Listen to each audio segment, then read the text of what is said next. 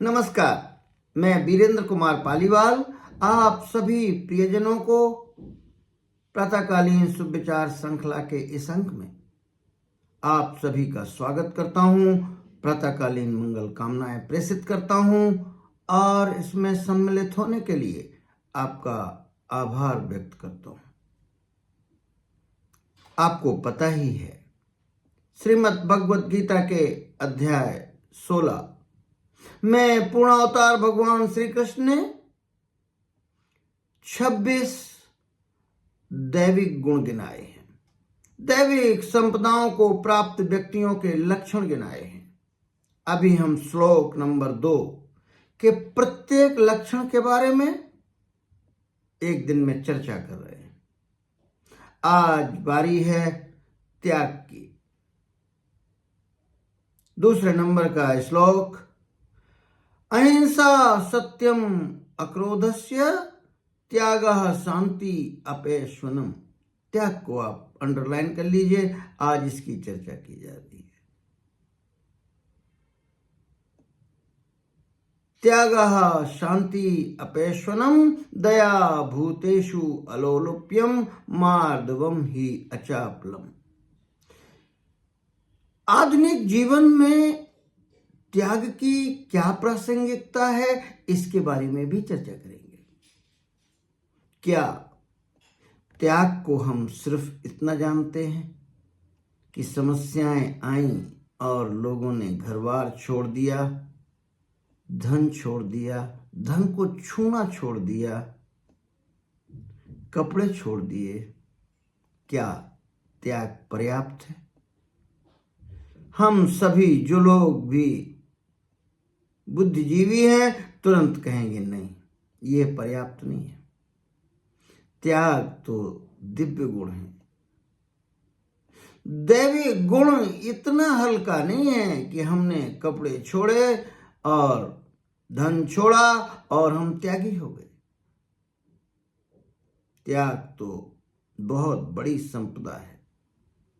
जब भौतिक, मानसिक, आध्यात्मिक ये सारे विकार को हम अलविदा कह दें, तब जाकर यात्रा संभवतः पूरी होगी।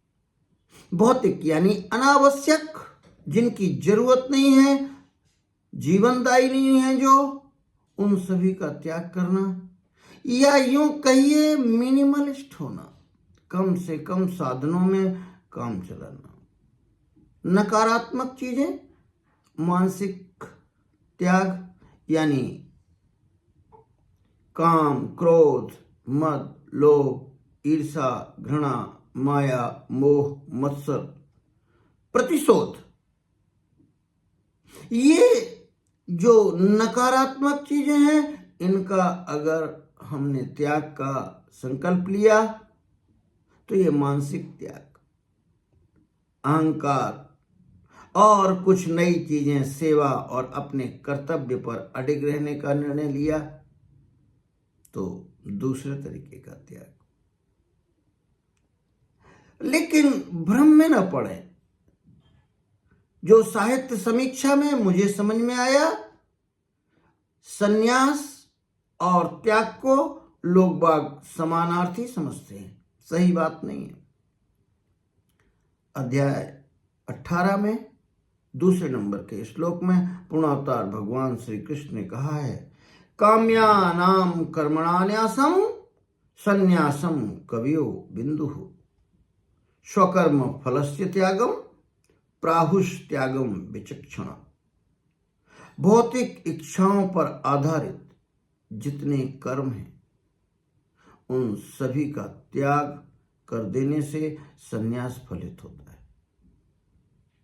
और त्याग किसी भी कर्म के फल की इच्छा को त्याग देने से त्याग फलित होता है। ये है मूल अंतर। और आप भ्रमित ना हो, त्याग जो दिव्य गुण हैं उससे आपके जीवन का स्तर बहुत बेहतरीन हो जाएगा, इसमें कोई दो राय नहीं है। त्याग को अपने कार्य क्षेत्र में, जैसे राजनीति, ईर्ष्या, प्रतिशोध छोड़कर और टीम वर्क में लग जाएं, त्याग हो गया। पारिवारिक जीवन में अहम, गलतियां देखना, दूसरों की कमियां निकालना और सहयोग की भावना शुरू कर देना। कमियां निकालना तो त्याग ही देना चाहिए और सहयोग की वृत्ति शुरू कर देनी चाहिए, तो पारिवारिक जीवन में त्याग हो। स्वास्थ्य में, स्वास्थ्य संबंधी लक्ष्यों के लिए अगर खराब आदतों को छोड़कर अच्छी जीवन शैली अपनाने से त्याग की परिभाषा पूरी होती है। लेकिन आज के जीवन में सोशल मीडिया का त्याग या उसका न्यूनतम उपयोग कर लेने मात्र से बाकी सभी दिव्य गुणों के फलों की प्राप्ति आपको हो सकती है। त्याग तो पहले बच्चों से लेकर बूढ़ों तक, सच में अगर इसके लिए सही शब्द उपयोग किया जाए, पागलपन। बच्चों से आप जरा फोन छुड़ा के देखिए या लेकर देखिए। अब तो प्रथा ये हो गई है कि बच्चों को अगर खाना खिलाना हो तो मोबाइल उनके मनपसंद सीरियल लगाकर या उनका गेम लगाकर ही उन्हें खाना खिलाया जा सकता है। और ये बात बच्चों तक सीमित नहीं है। तो यह नया त्याग का एक साधन मिल गया जिसके कारण हम बहुत ज्यादा व्यस्त हैं। त्याग के बारे में एक और मुझे बात कहनी है। सनातन साहित्य हमारे मूल साहित्य समीक्षा का विषय है। ईशोपनिषद में एक बहुत अच्छी बात कही है, तेन त्यक्तेन भुंजीता। जिसने त्याग किया वही इस जीवन का आनंद भी ले सका, उसी ने भोगा।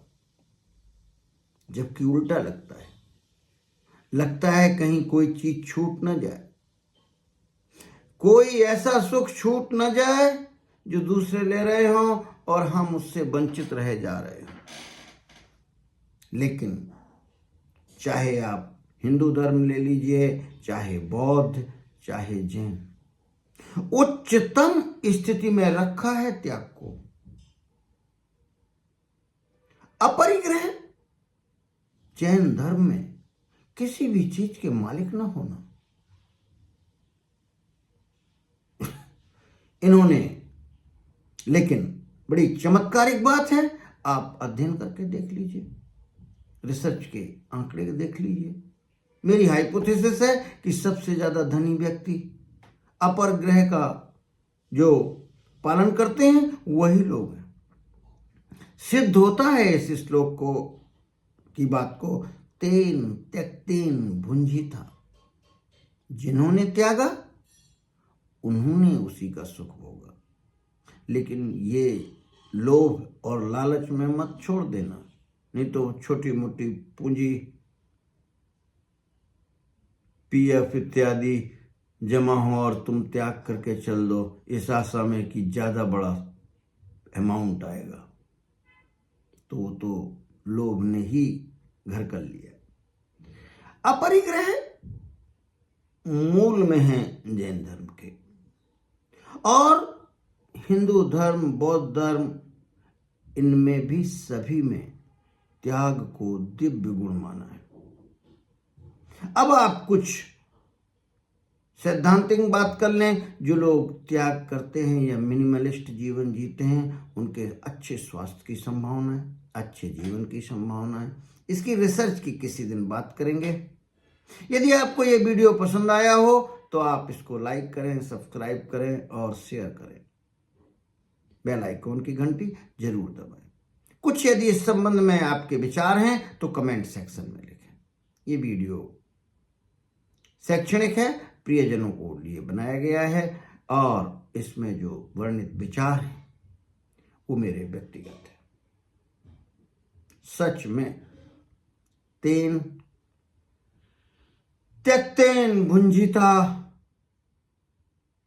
त्याग, दिव्य गुण अपने जीवन में अपनाने का संकल्प आज ही लें। धन्यवाद, धन्यवाद, बहुत बहुत धन्यवाद।